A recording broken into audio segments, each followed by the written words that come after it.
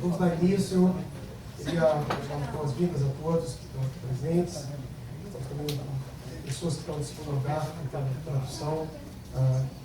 Essa nossa palestra, ela vai ser realizada aqui nesse primeiro lugar, ela vai ser realizada em inglês.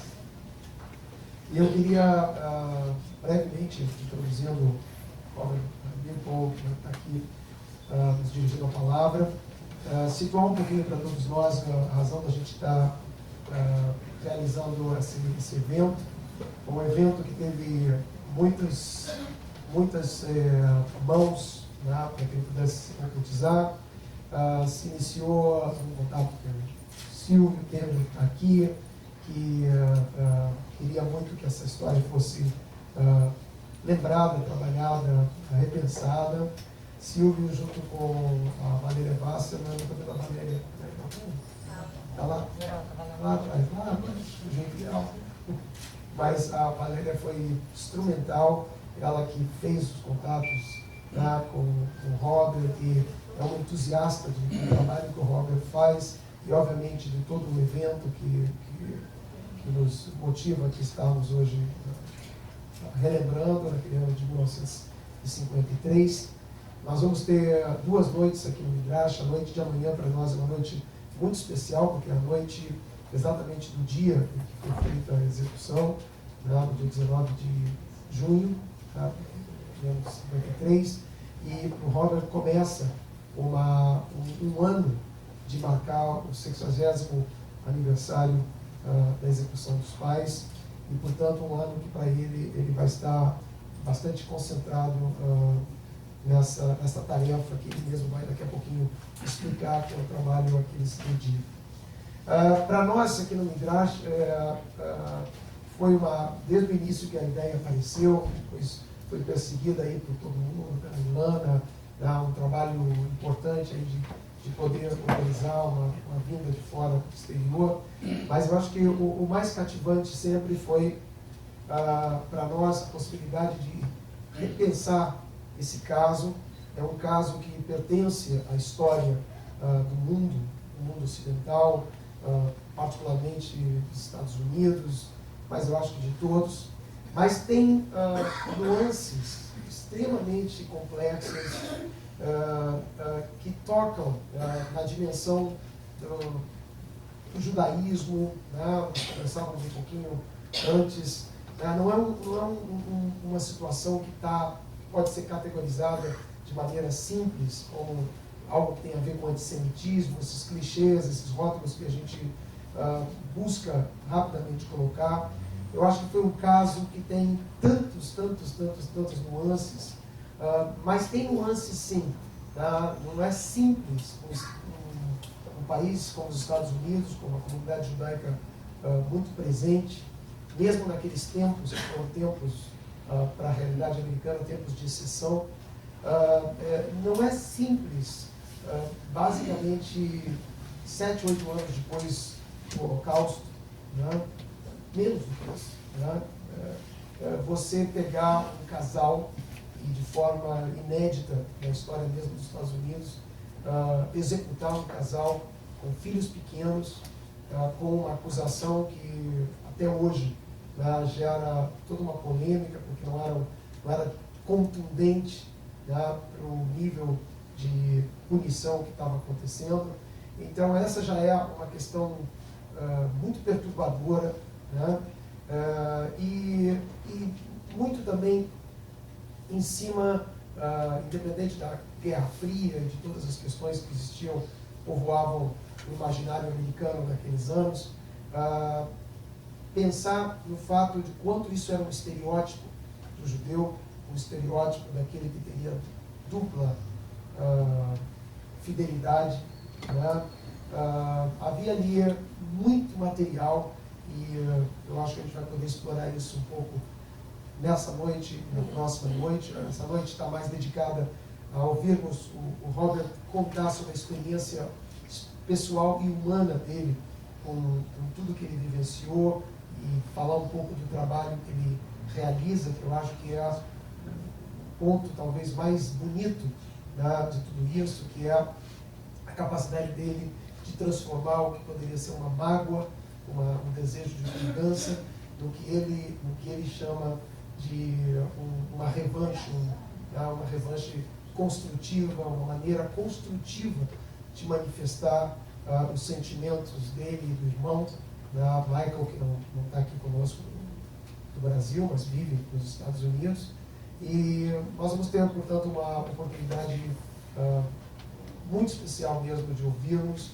Vocês vão conhecer a pessoa muito especial que é o Robert, e que eu acho que vai nos trazer não só informações sobre todo esse caso, que para todos nós é extremamente tocante, curioso e chocante em alguma dimensão, mas vocês vão poder conhecer também uma pessoa humana e que transforma o trabalho dele, aquilo que ele realiza nesse mundo, em algo construtivo, algo que ele usou as palavras hebraicas que nós temos, de tikkun olam, de construção de um mundo melhor, de um acerto daquilo que está truncado e errado nesse mundo.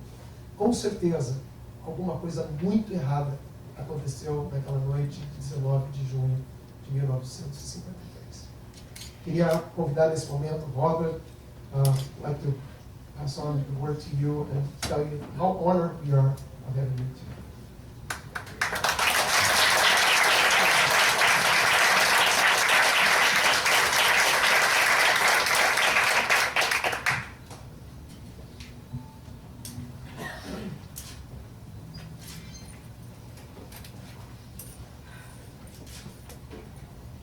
I want to start by thanking all of those involved at Midrash for inviting me, and also to say I am honored to speak at such a unique institution that is doing so much good work, and I hope you realize how lucky you are to have it here.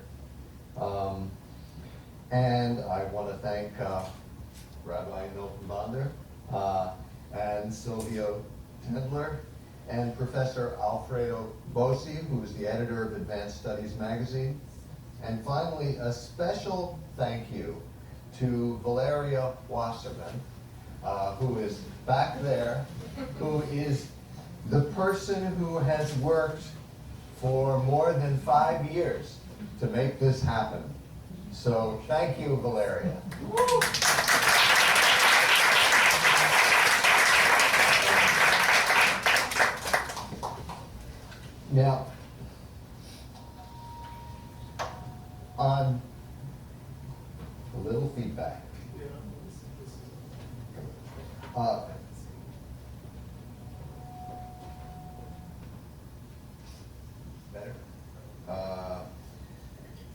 January 15th, 1953, the American Embassy in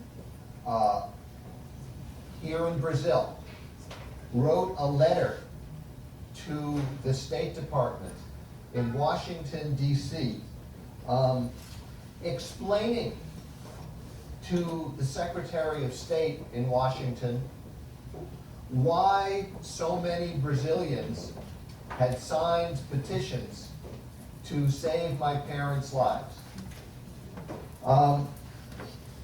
They also pointed out, the final thing they said was that the consul in the Brazilian embassy turned over the names of the clemency petition signers to the Brazilian police. So I come here first to thank you all for your efforts on my parents' behalf. Maybe I can't thank you personally because it was 60 years ago, but I can thank you as a culture and as a people. Some of you, I don't know how many in the audience, but some of you have just seen the film Daniel. And I want you to know that it is a fictionalized version of the case. The son Daniel is the older brother, and I'm the younger brother. So I'm Susan in the film.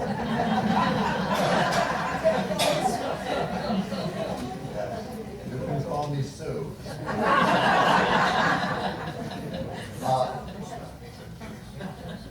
So that tells you that the film, but while the film is not the same as my life, the politics, the essence of the case and the politics that surround it accurately or fairly accurately reflect the time. So even though you haven't learned the real Rosenberg case, by watching that film, you've learned a lot about the essence of the Rosenberg case. Now, but I want to tell you my story first, and then I'll open the floor up to questions and answers. I was just past my 3rd birthday when my parents were arrested. They were charged with being master spies for the Soviet Union for stealing what was called the secret of the atomic bomb. The judge, who was Jewish, in sentencing them to death, said they altered the course of history against our country. And when I was 6, my parents were executed. My brother is 4 years older than me. He was 7 when the arrests occurred, and he was 10 when they were killed. My father was actually arrested 2 months after my 3rd birthday. It was July 1950. It was just after dinner. I was already asleep, so I don't remember this. So I'm telling you what my brother told me. We lived in a small apartment. It's on the Lower East Side of Manhattan. It was a big Jewish neighborhood in those days. It's less than a mile from Ground Zero, where the World Trade Center was hit. I said we lived in a small apartment. It must have been small because I remember it as being small, and anything that seems small to a 3-year-old is probably pretty small. Anyway, we had just finished dinner and there was a knock on the door, and it was 2 FBI agents. And they arrested my father and charged him with conspiring to steal the secret of the atomic bomb. And I believe that they didn't steal the secret of the atomic bomb, but that's another talk. That's what I'll talk about tomorrow night.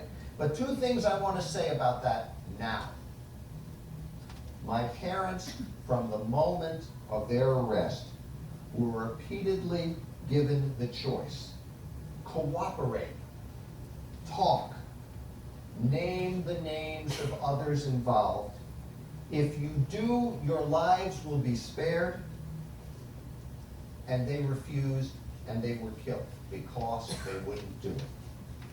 And the fact that they had children was used to force or to attempt to force their cooperation. They were told, think what will happen to the children if you don't cooperate. So my brother and I were used as pawns to force cooperation. Now, so we lived, my father was hauled off. We lived with my mother for a few more weeks. And then she was arrested. She left us with a babysitter when she went to testify before the investigative body that was still investigating this case. And when she was done with her testimony, she was arrested. She left us, as I said, with a babysitter. The babysitter wasn't sure what to do with us. But she had a good head on her shoulders, and she took us a few blocks away to my mother's apartment, to Tessie Greenglass, my maternal grandmother. Now that seemed like a reasonable thing to do. The parents are gone, take the kids to grandma. But it didn't work out very well. You see, that grandmother was cooperating with the government. She was trying to get my mother to back my mother's younger brother David Greenglass's story and leave my father. Now, David and Ruth Greenglass, my mother's younger brother and his wife, also had 2 children. And they were also swept up and arrested and being charged with part of this conspiracy. And they were offered a deal, the same deal my parents were offered. Cooperate, name names. And if you do that, then David, you will go to prison. You won't be executed. And Ruth, you will get to stay home and take care of the children. And the Greenglasses took the deal. So they became the chief prosecution witnesses. And Ruth Greenglass, who got up on the witness stand and swore that she helped steal the secret of the atomic bomb, was never arrested, never went to jail. And my mother, who said she was not involved, swore that to court, she was killed. And that, you see, is the deal. So, my grandmother was supporting her son, trying to convince her daughter to back her son and leave my father. When my mother refused, my grandmother then dumped my brother and I in a shelter. Now there were relatives on both sides of the family. Uncles and aunts, large family. But this was the McCarthy period. Everybody was terrified. Nobody would take us in. So we stayed in that shelter for 6 months. And until my father's mother, Sophie Rosenberg, who'd been sick and hospitalized, got out of the hospital and was able to take us into her home. Now, I was lucky in some way at this point. I was 4 years old. I didn't go to school yet. The trial took place. There was a lot of publicity. But my brother was 8, and he was in the 3rd grade of elementary school. And he was harassed. He had a lot of problems. It wasn't from the children. The other 8-year-olds didn't know about the Rosenberg case. It was from their parents. So it was decided that for our own health and well-being, we should be removed from New York City, taken out of the spotlight, and we were sent to live with acquaintances of my parents who lived in rural New Jersey, the neighboring state, Ben and Sonia Bach. We moved there in the summer of 1952.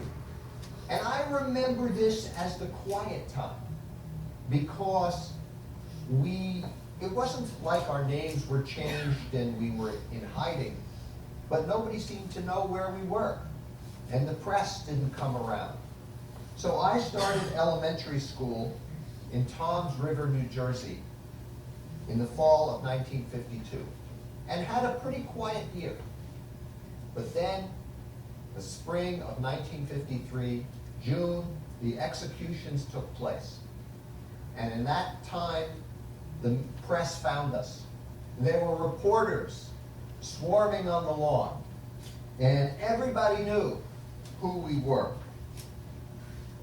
So I started the first grade at Toms River Elementary School that fall after my parents' execution. But we were pretty quickly pulled out of school. Nobody told me why we were pulled out of school and sent back to New York to my grandmother's apartment. But it turned out, I learned later, that over the summer, the local people in Toms River, New Jersey, complained to the school board, to the officials. They didn't like the idea of their children going to school with the children of the Rosenbergs. So the school board appealed to the State Board of Education in New Jersey. And the State Board of Education of New Jersey issued a ruling that stated only people who were residents of the local school district could go to school in their district. And since we were residents legally of the state of New York, we weren't even residents of the whole state, I have the dubious honor of having been thrown out of the New Jersey public school system at the age of 6. So back to Grandma. At this point, my parents' attorney, Emanuel Block, became our legal guardian. Since none of the relatives wanted to have anything to do with us, my parents gave the legal guardianship to their attorney. He introduced us to Abel and Ann Meeropol, a childless couple who wanted to adopt us. He met them and liked them. He knew Abel Meeropol because Abel had written Billie Holiday's signature song, the anti-lynching anthem, Strange Fruit. And Block liked them, and he said, okay. And it was as simple as that. And we went to live with them. I guess it wouldn't be so simple these days, but that's the way it was then. But we started living with Abel and Ann Meeropol in January of 1954. 3 weeks later, Emanuel Block had a massive heart attack and died. And he had not completed the legal papers to legalize our adoption. So right-wing groups petitioned the court saying that the Meeropols did not have a legal right to be our parents. And the legal papers said that we were being abused by the Meeropols. This wasn't physical abuse, it was political abuse. The papers said that we were taken to demonstrations and forced to listen to grisly descriptions of executions, and that we were being taught to hate our country. None of this happened, but a judge accepted it. The New York City police came and they seized us, and they took us to an orphanage. At that point, a custody battle developed. And I won't go into the details, but the legal team assembled. They fought, they won the case, and we were reunited with Abel and Ann Meeropol. Our names were changed, and that 4-year period that my brother always refers to as the long nightmare came to an end.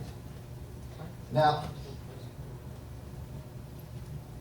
the people, you know, I would say that was our first family victory.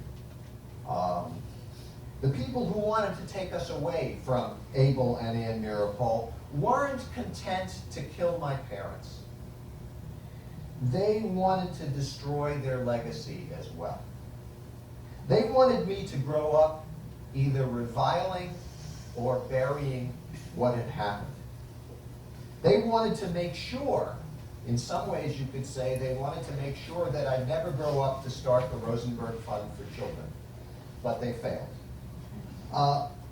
Instead, I grew up with a positive image. My life changed. Emanuel Bloch, the attorney, after my parents' execution, traveled around the country raising money for my behalf, on my behalf and my brother's behalf. The Meeropols didn't have much money. Abel Meeropol had some successful songs, but this was the McCarthy period, and he'd been a communist, and he was blacklisted. He wasn't really blacklisted. He wasn't important enough to be blacklisted. He was graylisted. He wasn't getting much work, and they didn't have much money. And Emanuel Bloch raised this money, and this money enabled me to go to special schools. I often tell this story in the United States to explain what I mean by a special school. I'm not sure how well this will translate in Brazil, but I'm going to try it anyway. We went to a school called Elizabeth Irwin High School, and at Elizabeth Irwin High School in Greenwich Village, a couple of years ahead of me was Angela Davis. I was in school with Mary Travers of Peter, Paul, and Mary was in school. In my class was Bobby Miller, who was Arthur Miller's son. This is the kind of people who were in this school. And in American schools, in North American schools, every 4 years when there's a presidential election, they hold a mock election in the school to see which candidate will win. And when I was in school there, when I was 13, it was 1960. That was the year that Kennedy ran against Nixon. And at Elizabeth Irwin High School, Kennedy actually lost. But he lost to Norman Thomas, who was the Socialist Party candidate. Norman Thomas got 72 votes, and Kennedy got 70 votes, and Nixon got 2 votes. That's the kind of school I went to. So I was able to go to a school which was supportive of the kind of people my parents were. And that community of support was very important to me. And because of that community of support, I grew up with a positive attitude towards life and towards people working for social change. And so it seemed only natural to me, when the time seemed right, in the mid-1970s, in 1975, after the people of the United States learned that the government might tell lies in Vietnam, after Watergate, that we would sue our government and launch an effort to reopen our parents' case through pursuing what was called a legal Freedom of Information Act suit to bring all the secret government files to light. Now, my brother and I, in launching this suit, thought maybe we'd win a lot of money. That sometimes happens. We'd start a foundation with this money in our parents' name. That's the idea we had. Well, we never won the money. But I kept the idea in my head. In 1990, I founded the Rosenberg Fund for Children, which is a public foundation that provides for the educational and emotional needs of the children of targeted activists in the United States. And it's my way of repaying the community that nurtured me by building an institution that nurtures children today who suffered the kind of thing that I endured in the 1950s. That's what the Rosenberg Fund for Children is all about. That's what I do full time. That's my life's work. My goal is to provide for the needs of these children by connecting them to a community of support the way I was connected to a community of support. And, you know, I'm actually unaware of any institution in the world like the Rosenberg Fund for Children.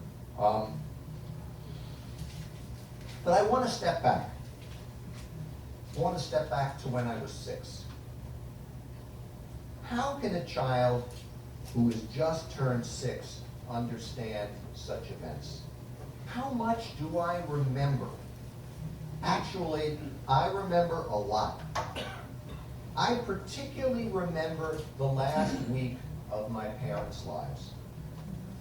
June 15th, Monday, June 15th, 1953, the Supreme Court turns down an appeal from my parents. The way it works in my country is you appeal to the Supreme Court, and the Supreme Court decides whether it's going to hear your case. Not decides the case, but decides whether they'll even listen to you, because there are too many cases for the Supreme Court to listen. My parents tried to get the Supreme Court to listen to their case 8 times, and 8 times the Supreme Court refused to listen to their case. So the Supreme Court never got to decide anything about my parents' case. So June 15th, the Supreme Court is adjourned for the summer after turning down my parents' 8th request to review the case. My parents at that point were scheduled to die that Thursday, 3 days later. It was coincidentally their 14th wedding anniversary. On Tuesday morning, a special petition was presented to Justice William Douglas, who was the court's most liberal member, as he was leaving for vacation. Douglas decided to stay his vacation one day and take a look at this. He emerged the next morning, Wednesday morning, and he stayed the execution and went on vacation. Looked like my parents' lives were saved. But Thursday morning, the very next day, the Supreme Court was recalled into special session for the first time in our history. Friday morning, June 19th, 1953, Douglas's stay was overturned by a 6-3 vote, and the execution was scheduled for midnight that day, Friday night. At that point, my parents' attorney made his final appeal. He pointed out that to execute my parents after sundown on Friday would be a desecration of the Jewish Sabbath. The government said, don't worry, we won't desecrate the Sabbath, and they moved the execution forward 4 hours. And then it took place 1 minute before sundown on Friday. So my parents were killed, but they left me one final letter.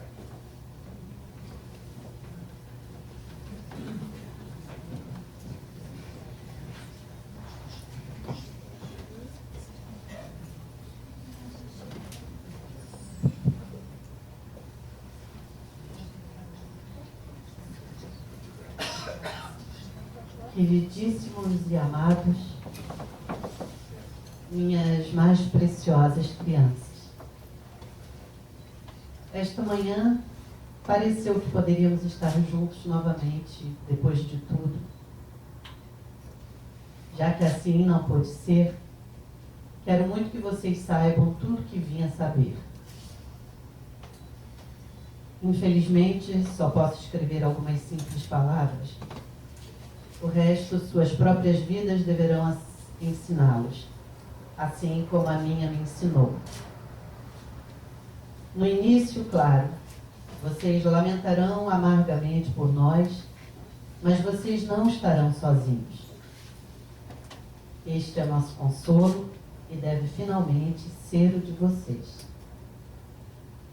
E então, também, vocês devem vir a acreditar que a vida vale a pena ser vivida.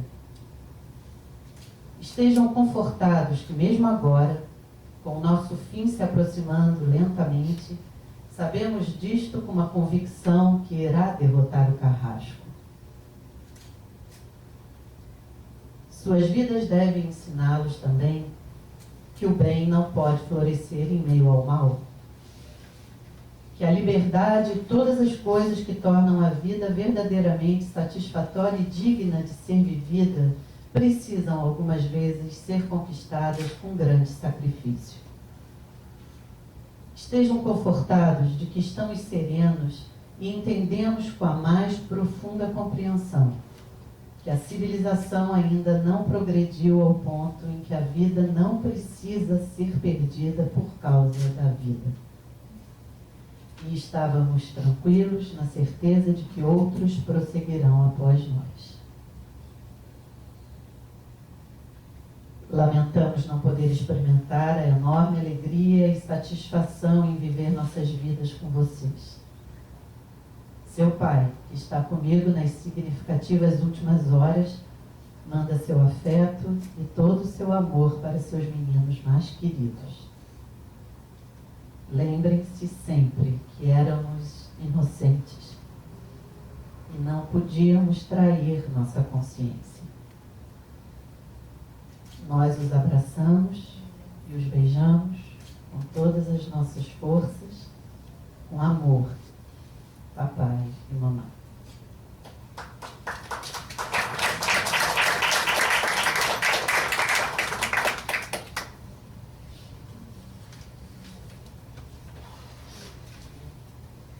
I pretended not to understand, so adults would not fuss over me. I had learned early on that when I pretended I didn't understand, everybody left me alone. And I liked to be left alone and not bothered. And in a way I didn't understand. How well does a 6-year-old understand life and death? But I guess I got the essence. I understood, I can't tell you exactly when, but sometime in the succeeding weeks and months, that my parents were gone and I would never see them again. Now, I'm 65 now, and I've come to terms with my nightmare a long time ago. I have a law degree. I've been married for 44 years. I've raised 2 daughters, now 39 and 36. My older daughter works with me, and in the next few years, as I step back and work less, she's going to take over for me at the Rosenberg Fund for Children. My younger daughter is a human rights lawyer in New York City. She has 2 children of her own. But I haven't gotten over it. I don't think I ever will. And people often ask me, given this, why I'm not bitter. Why I'm not an angry, bitter person. Well, the answer is in my book, which, by the way, is in Portuguese. So, with some effort, you can find it. All of us have bad things that happen to us in our life, or happen to our loved ones, or happen to our people we care about.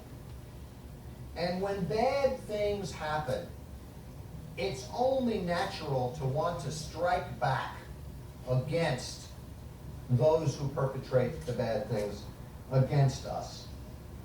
And in some ways, I think that's a healthy impulse, because it's good to be active. It's no good to be passive. It's no good to just be a victim. But the problem with revenge is that it's destructive, and it's self-destructive. It makes things worse. Now, to give you an example, I've opposed the death penalty for a long time. But you know, I favored it for the first half of my life. My parents were executed. The government knew Julius didn't steal the secret of the atomic bomb, but they executed him for doing it anyway. The government only arrested my mother to pressure my father. They knew she wasn't a spy, but they held her hostage, and then they killed her too. I favored the death penalty for those who murdered my parents. As a teenager, I craved revenge.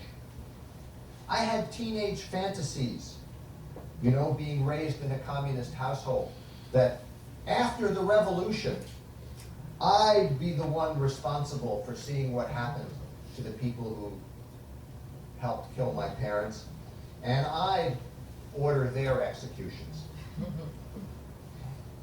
I didn't really get over my desire for revenge until I founded the Rosenberg Fund for Children.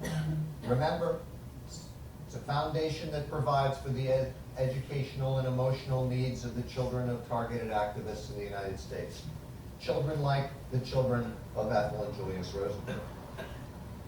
Once I founded the Rosenberg Fund for Children, I found a positive outlet for that desire for revenge. I was transforming a negative into a positive. I never forgave. But once I found a way to make something positive come out of what happened to my family, revenge was no longer important. It just didn't matter that much anymore. I call this concept constructive revenge. Some of you, I think, have heard about it this week. The idea is to take the energy generated by that desire to have revenge and turn it into something positive. Take the destruction that, for me, take the destruction that was visited upon my family and transform it into something positive for the benefit of other families. Heal the world, tikkun olam.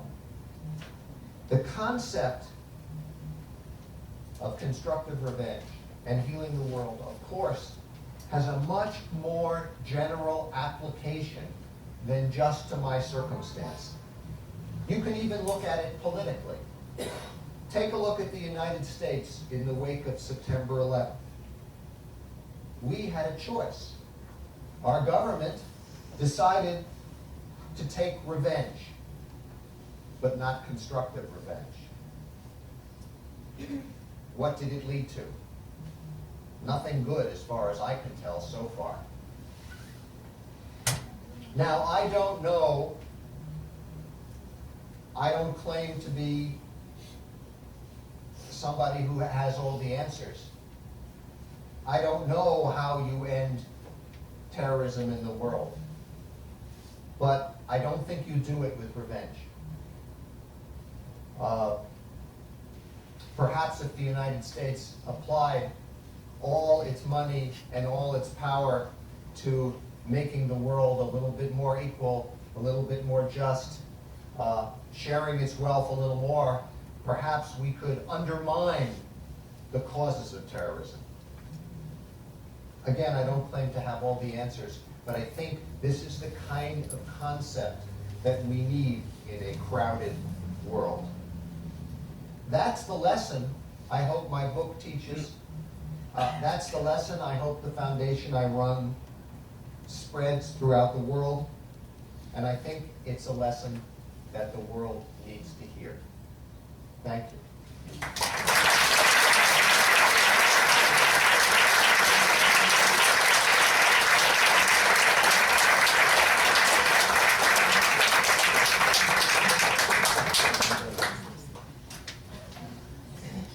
Então agora a gente vai iniciar uma parte que vamos poder fazer perguntas. Mas eu queria pedir que as perguntas sejam bem objetivas e curtas. Se quiser perguntar em inglês, pode perguntar diretamente em inglês. A tradução está sendo feita lá em cima.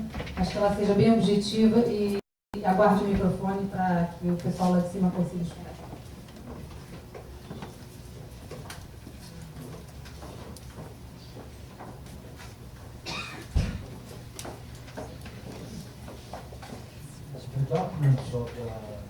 trial and investigation, all that, are they public or still secret?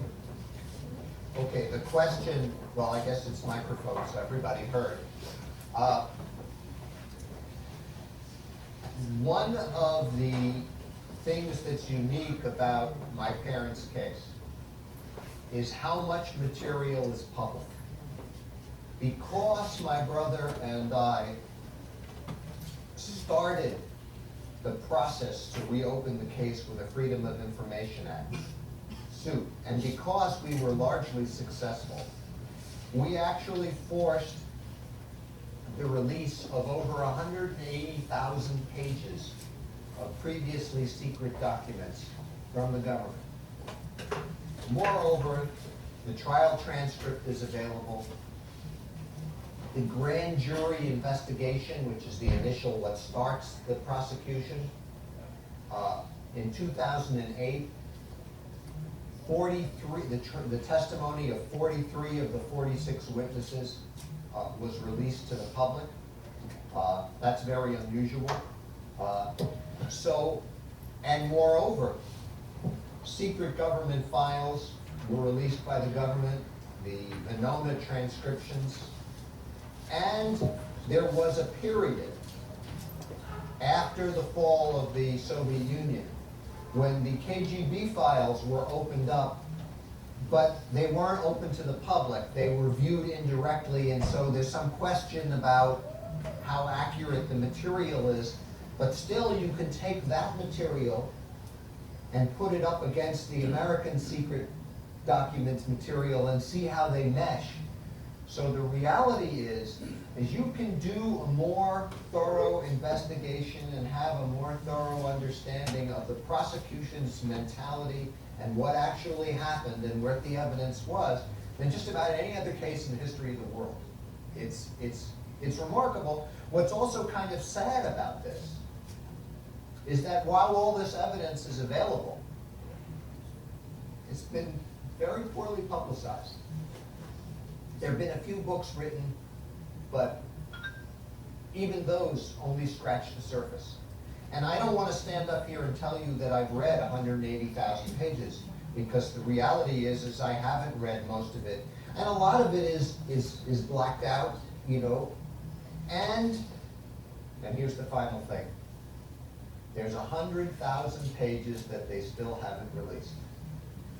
Do I think that that contains startling new revelations? Probably not. So why won't they release them? I don't think it's because they're scared of what's inside. I think it's an exercise of government and bureaucratic power. They are saying, these are our documents, not your documents. We're not going to release them because we have the power not to release them. And that makes it all the more important to release them, because the people should be paramount, not the government. Yeah. I'm very touched by your speech, because I grew up in the same place where you did. My father was a Jewish soldier who liberated the concentration camps in Germany. And I remember listening on the radio when I was 9 years old to the execution.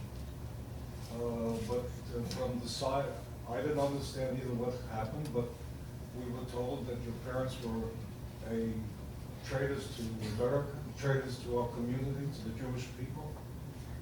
Was the atmosphere of McCarthyism. We were told that the bomb was, all the secrets were given to the Soviet Union, and any day we would be blown up by the Soviet Union because of people like your parents. So it is a very moving moment for me to hear this. There's two sides to every story. And I hope my own contribution helps this discussion. And I want to respond to that, because if I were speaking to you in the mid-1970s, I would stand up here and tell you that Ethel and Julius Rosenberg were totally and completely innocent. But I've learned a lot since then. And I've discovered that the government, in my parents' case, didn't make something out of nothing.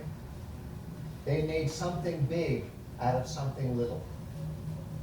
What I mean by that is that I now know, because, for among other reasons, my father's co-defendant, Morton Sobel, came forward in 2008 and said, yes, Julius and I did help the Soviet Union. It wasn't the secret of the atomic bomb. They were our ally. It was World War II. We wanted to defeat Hitler. But it was still illegal. And so my mother, I think, knew what my father was involved in, supported what he was involved in, but wasn't actively involved, and the government knew it. So I can say with confidence that the government of the United States executed 2 people for something they didn't do. But that doesn't mean that they didn't do anything. So there's a little bit of subtlety here. But then we can get into a discussion of, was it a bad thing to help the Soviet Union defeat the Nazis? Well, we might have a discussion about that. I think there are other points to be made here that I want to make as my parents' child, and I want to, for those of you who saw the film Daniel and thinking about the Rosenberg Fund for Children, I work with children whose parents have taken risks for political reasons. Some of them are in jail. Some of them lose their job. There are people who will say, these are bad parents because they put their children in jeopardy by doing this. But then there are others who will say, these are people who tried to make a better world for their children, who did it for their children, not in neglect of their children. How do I feel as my parents' child, knowing that my father engaged in this kind of high-risk action when I was a small child? Well, this was World War II. This was the Nazis. This was, the world was choosing sides. Communism, fascism, capitalism. In the United States, tens, even hundreds of thousands of young men volunteered for the Army, many with small children, knowing that they might not return. My father had very bad eyesight. He couldn't join the Army. This was his way of making a contribution. I can understand why he would do that, and particularly as children of the Depression and growing up in that period. And so I don't condemn them for doing that. But I'm a child of the 1960s. I'm a child of prosperity. I'm a child who grew up who had his parents taken away from him. And so if I were confronted with that sort of circumstances, given my history, I wouldn't do that. That doesn't mean that because they do one thing and I do something else, that one's wrong and the other's right. I think they are both reasonable reactions to different situations. And I want you to think about that when thinking about the film you saw and thinking about, these tonight. Other. There'll be more coming down. Just a second. People upstairs are writing down. Oh, there's comments from. I don't know if people know, but there's another room. There's a translation room upstairs. They're just finishing writing. Okay, we'll get a question from. It seems only fair. Where did your father work? My father was an electrical engineer He worked for the Army Signal Corps of Engineers until he was fired when they found out he was a communist. And then he worked at an electrical engineering plant. You know, during World War II, the United States' entire industrial plant was militarized. So every factory became a military installation. So, you know, sometimes when we think about spying today, we think about James Bond and cameras and sneaking around. If in World War II, if you walked into a General Motors plant where they used to be making Chevrolets and Cadillacs, and now they were making tanks, and you walked in with a camera and you took pictures, that was espionage. That's all, you know, that's the kind of thing that went on and that could happen. And I think my father worked for Edison Electric.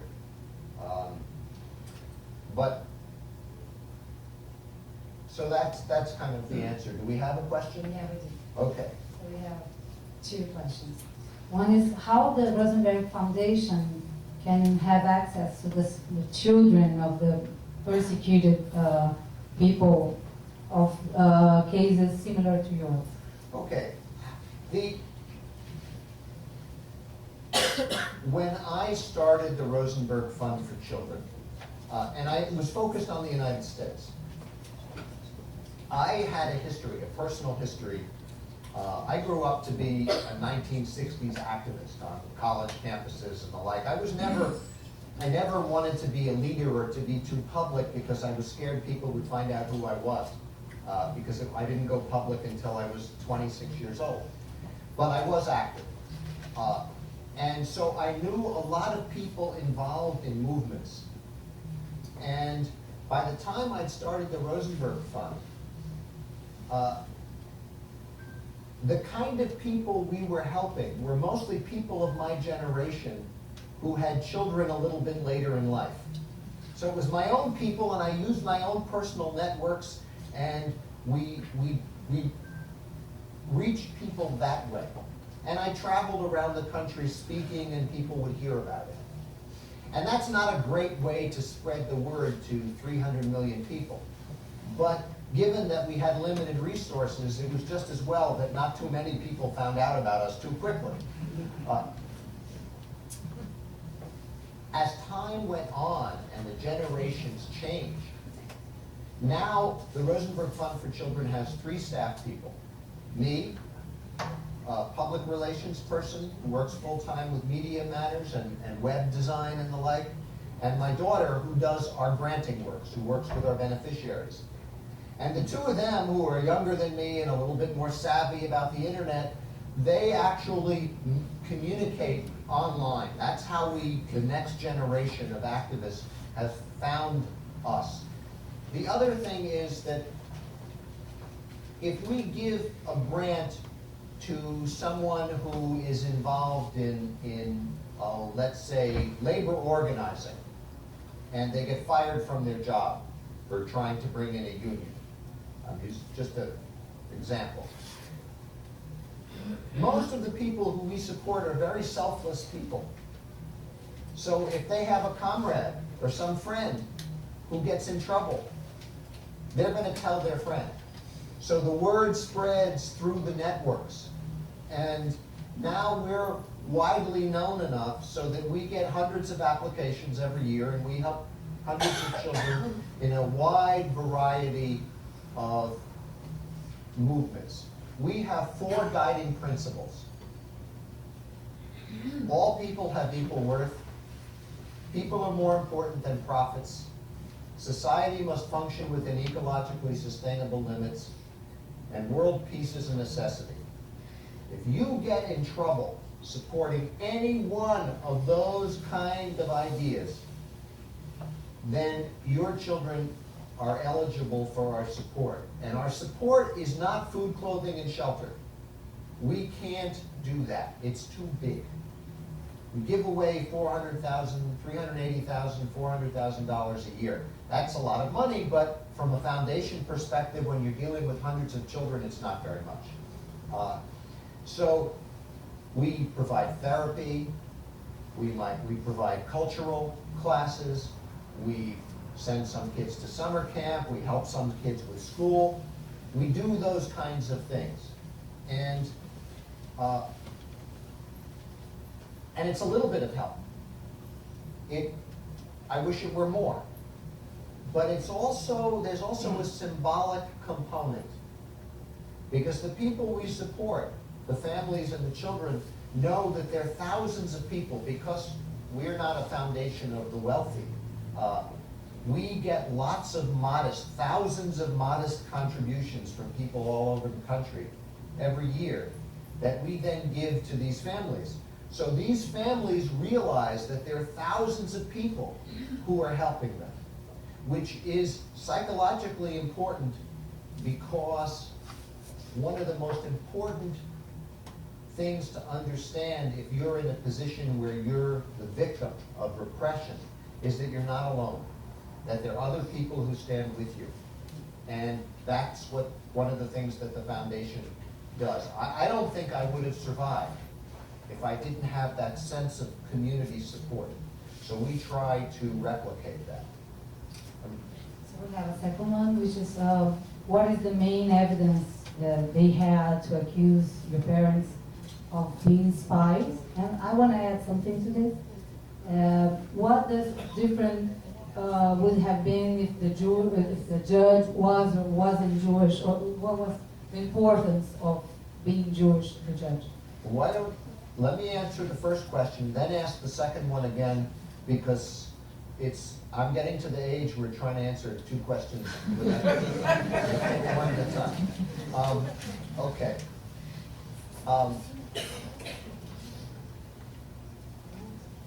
Give me the first question. What is the main evidence they had to accuse your parents? Okay. Well, the main evidence was, it really came from David and Ruth Greenglass.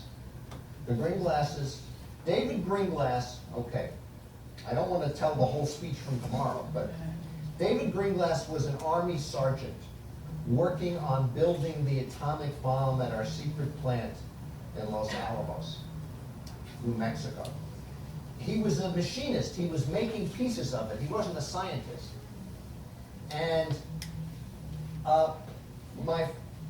David Greenglass testified that my father recruited him to snoop around and steal the secrets, and that he was able to do this, and that he drew sketches of the atomic bomb, which he gave to my father, which ended up with the Soviet Union. Okay, now, we now have those sketches. They're worthless.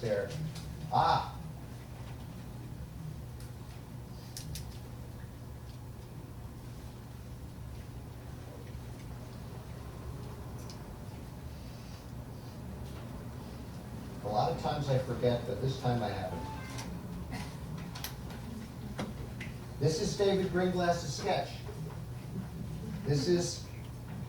It says here, cross-section A-bomb not to scale. This is what the government said was the greatest secrets known to mankind. That's it. It says, Exhibit 8, U.S. District Court, March 12, 1951. This is, when the scientists looked at this, they said, it's worthless. This doesn't tell you anything. But the atomic bomb was kind of magic back in those days, and they showed it to the jury, and that was good enough. So that was the evidence. But I'm not sure if the question also asked, I do want to say that we now know from my father's co-defendant that he was involved in other kinds of things. But this is really the core of the case against them. That's the secret. Now, you asked me about Judge Kaufman. Oh, well, there was another set of sketches. There was a courier who said he gave material from David Greenglass to the Soviets.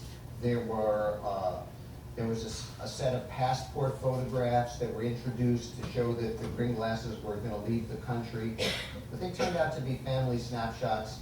There are other things. I don't want to go through all the details because that's a whole other talk, but there was a case. It was a pretty weak case, but you see, and I'll say one more thing about it. My parents were charged with conspiracy to commit espionage. They weren't charged with espionage. They weren't charged with treason. They were charged with conspiracy. Now, from a legal point of view, what does that mean? A conspiracy under United States law is this is the definition, 2 or more people get together and plan an illegal action and take one act in furtherance of their plan. The act could be a phone call. The act could be a conversation. So when you have a conspiracy charge, you don't have to prove anybody gave anything to anybody. You don't have to have physical evidence. It's all conversation. It's all plans.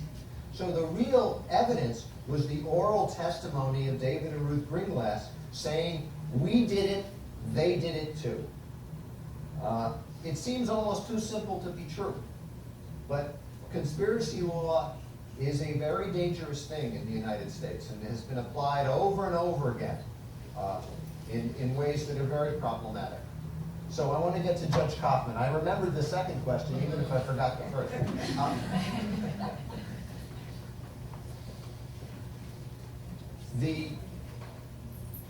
In my parents' case, the judge was Jewish. All the prosecutors except one were Jewish. Why would you have a Jewish judge? Why would you have Jewish prosecutors pushing for a death penalty and a Jewish judge giving it? They wanted to prove that they were loyal Americans. They wanted to prove the dual loyalty question was not real. Anti-Semitism worked in a convoluted way so the government could say, how can there be anti-Semitism? The judge is Jewish. And the judge could prove the loyalty of the Jews by giving a death sentence. I'm not a fan of Judge Kaufman's, who gave the death sentence. But I believe that Judge Kaufman felt that he was doing his people a service by doing this, because of the kind of thing that was said before, the feeling that my parents were traitors to America and traitors to the Jews, and therefore Kaufman had to play the role of proving that Jews weren't traitors. And what better way to do it by giving a death sentence? People ask me, is anti-Semitism the primary motivating factor in my parents' case? I don't think it is.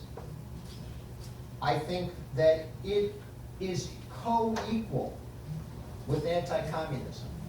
The two worked together in tandem, but we should not ignore the anti-Semitic aspect of it.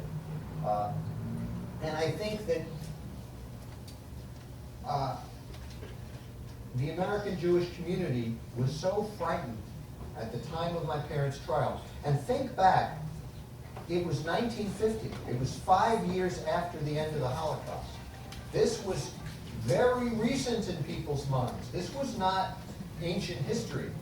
And there was this sense that, the United States was giving a safe haven to all these Nazis at that point. All these Nazi generals were coming over, not generals, I mean scientists, and they were coming over.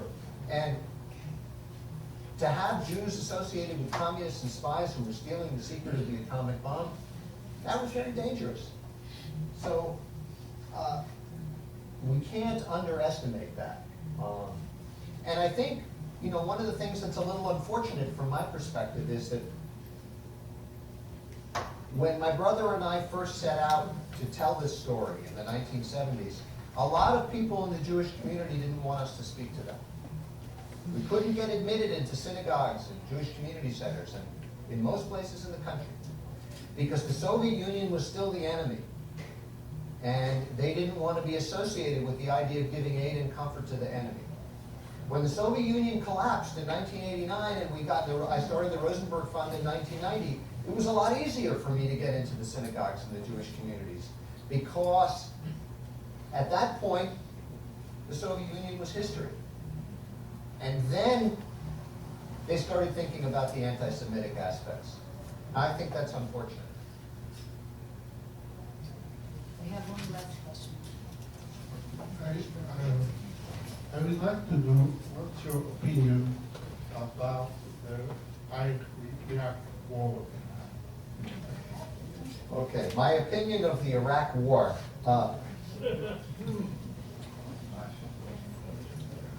The idea that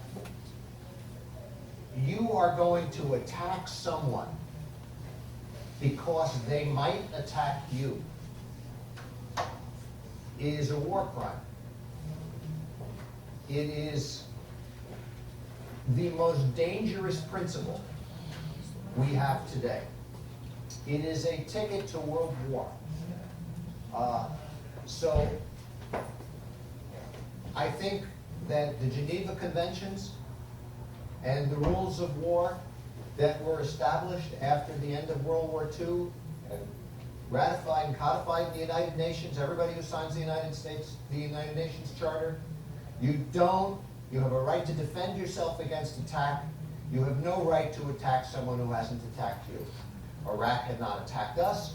We had no right to attack Iraq. I could go on if you want, but that's a simple answer. We marched. There were 1 million of us in the streets of New York marching on February 15th, just a month before the war started. I've never seen a bigger demonstration. It was freezing cold, I remember. One of my daughters came in sneakers. She almost froze her feet off. There were 40 million people all over the world who demonstrated on that day.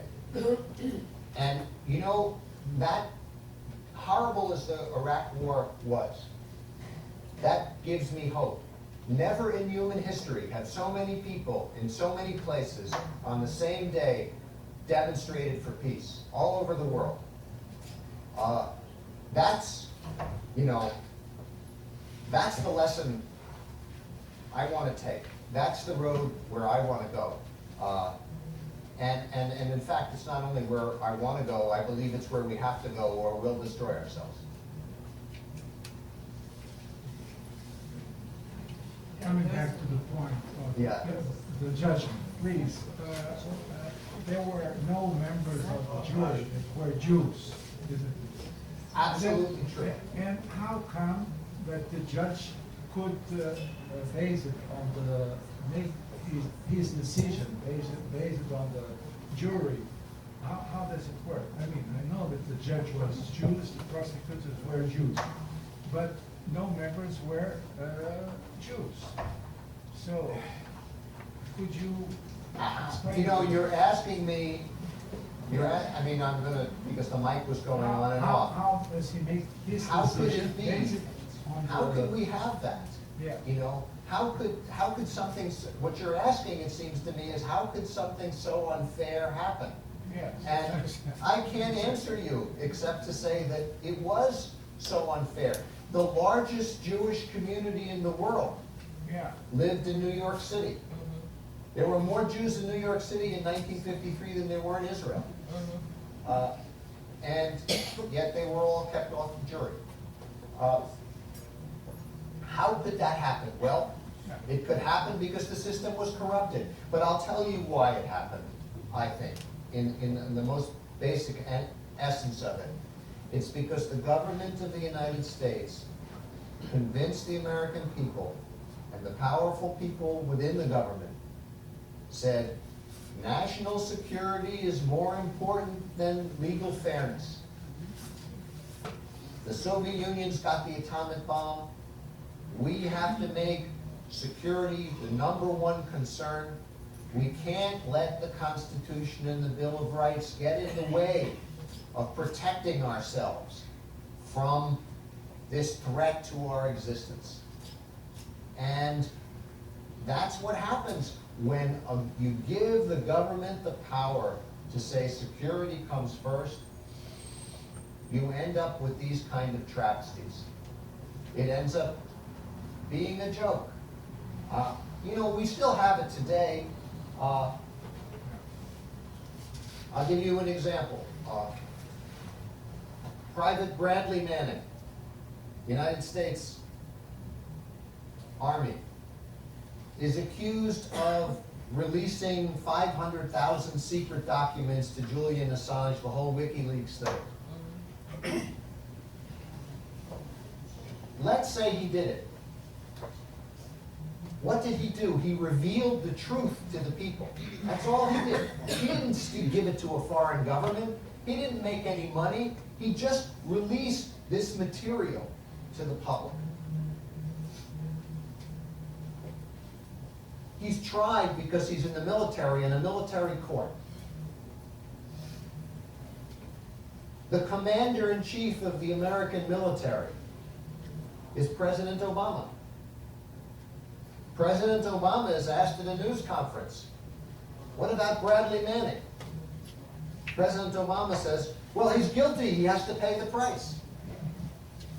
The chief military officer has pronounced this guy guilty, and he's about to go on trial before a military court. Does that seem fair? How could something like that happen? Is there protest all across the United States about Bradley Manning?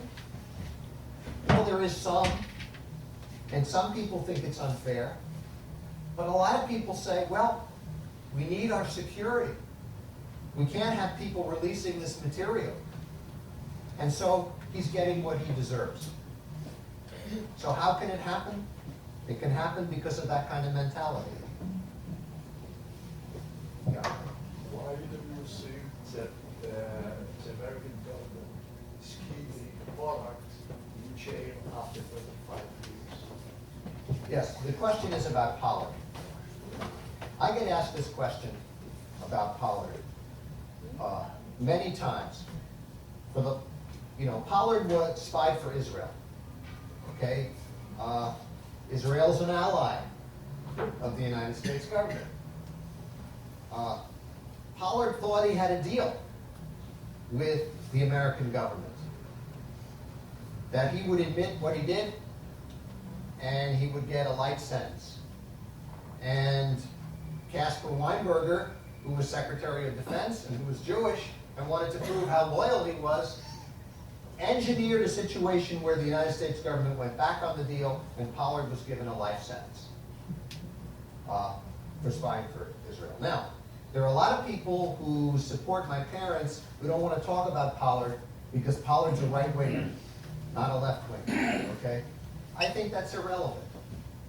We like to lock people up in my country for very long periods of time, and that's not good. We have excessive sentencing. Pollard has served many more years in prison than he should have, and he should be released no matter what he did. But once again, you have the kind of elements in place that kind of echo my parents' trial, even though he's of a political persuasion that's totally different from my parents. So you see that in operation. You put in terms of how come he's still in prison. I can't answer that because I think it's absurd that he's still in prison. But I think it's been, I've been talking about this for a long time. I remember saying 20 years. It might be going on 30 years now. It's very long. I mean, the Rosenberg Fund for Children, we have something called the Attica Fund Prison Visit Program, where we fund children and grandchildren visiting their parents in prison, parents who have been in prison for political purposes.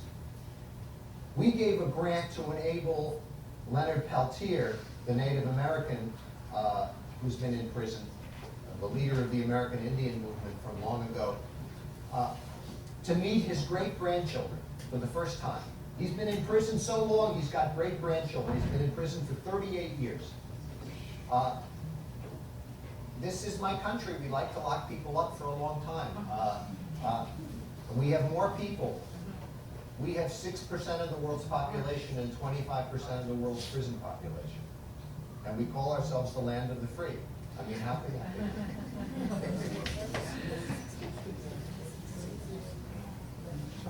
I'm very touched by the speech, about your ideas, about your clarity, and I would like to know about how do you fight for the end of death penalty in America, which is amazing that a democratic country still, many states still apply this. Yes.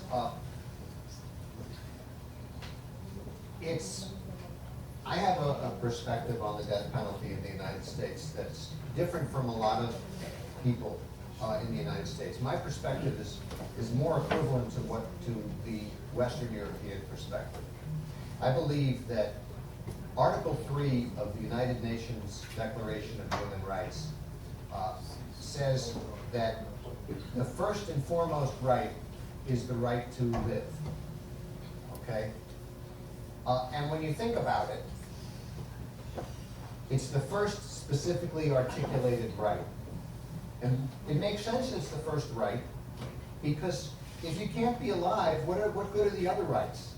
Once you're dead, they become meaningless. So I believe that the death penalty is a human rights abuse. It's the most basic human rights abuse of all. And that the way to get rid of the death penalty and keep it out of the country is to have people come to realize that it's a human rights abuse. Okay? That is the way Western Europeans, the European Union, have come to view the death penalty. And that's why when you get like the bombing in Madrid, where 200 people were killed, you don't have calls for the reinstitution of the death penalty. Because no matter how bad something is, when something is a human rights abuse, you could never do it. So I try to promote that idea in the United States. The problem is that most of my fellow countrymen don't agree with me. They don't think it's a human rights abuse.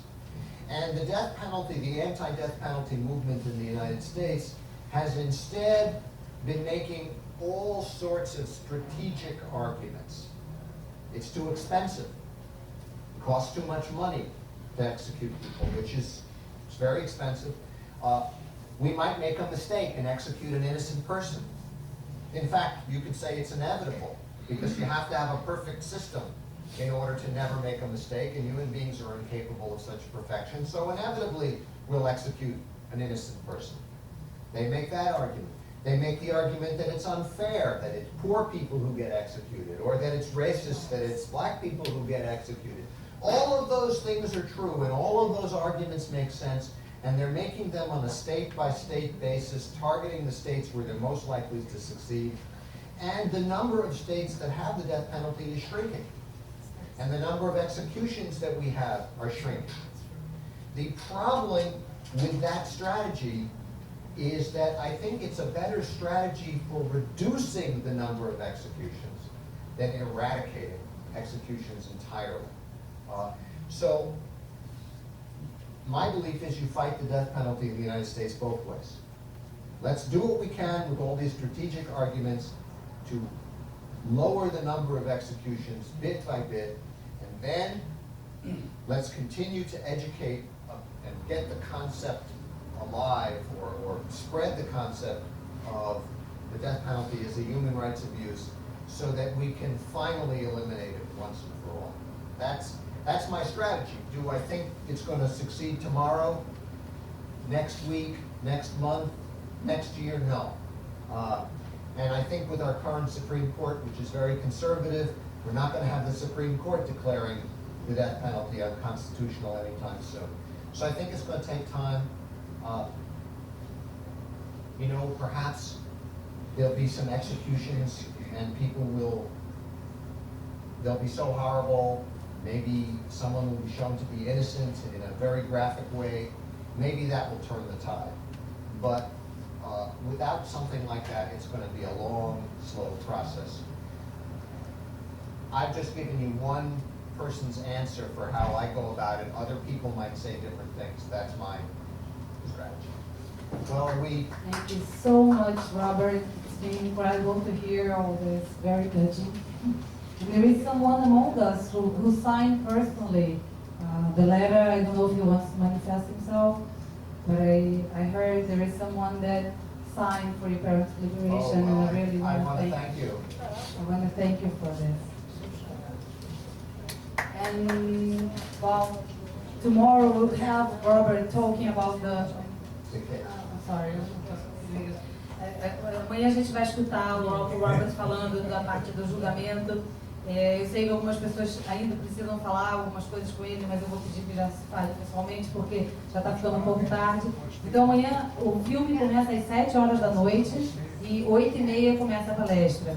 E aí a gente vai entrar mais a fundo sobre o julgamento. Eu também quero deixar aqui. É um outro direito que o senhor vai adquirir.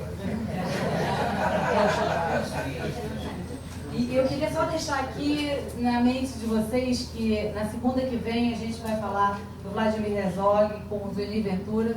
Vamos esticar, vocês sabem quem é, sabem qual é o caso.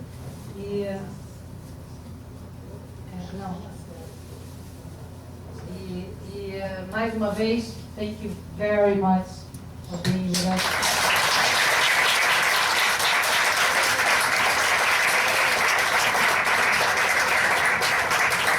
Muito obrigada pela muita leitura.